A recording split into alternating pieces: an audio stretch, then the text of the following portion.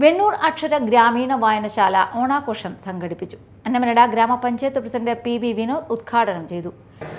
ഓണത്തോടനുബന്ധിച്ച് വിഷരഹിത ഓണം എന്ന ലക്ഷ്യത്തോടെ സംസ്ഥാന സർക്കാർ അത് കൃഷി വകുപ്പിന്റെ സഹായത്തോടുകൂടി സംസ്ഥാനത്തെ തദ്ദേശ സ്വയംഭരണ സ്ഥാപനങ്ങളുടെ സഹായത്തോടുകൂടി വിവിധ സംഘടനകളുടെ നേതൃത്വത്തിൽ നടക്കുമ്പോൾ അത് ഇവിടെ നടന്നത് പെൺമയുടെ നേതൃത്വം.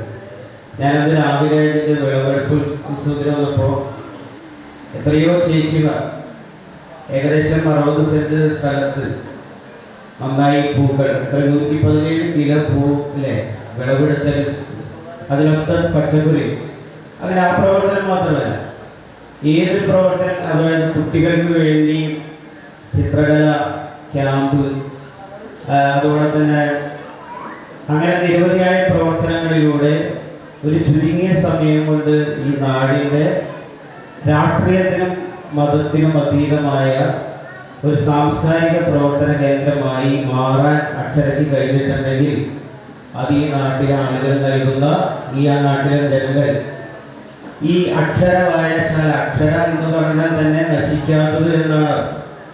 ആ നശിക്കാത്ത ചിന്തകളുടെ, നശിക്കാത്ത നന്മയുടെ, നശിക്കാത്ത സാംസ്കാരിക പൈതൃകത്തിൻ്റെ ഒരു മാതൃക കൂടിയാണ് അക്ഷര വായനശാല എന്ന് പറയാൻ.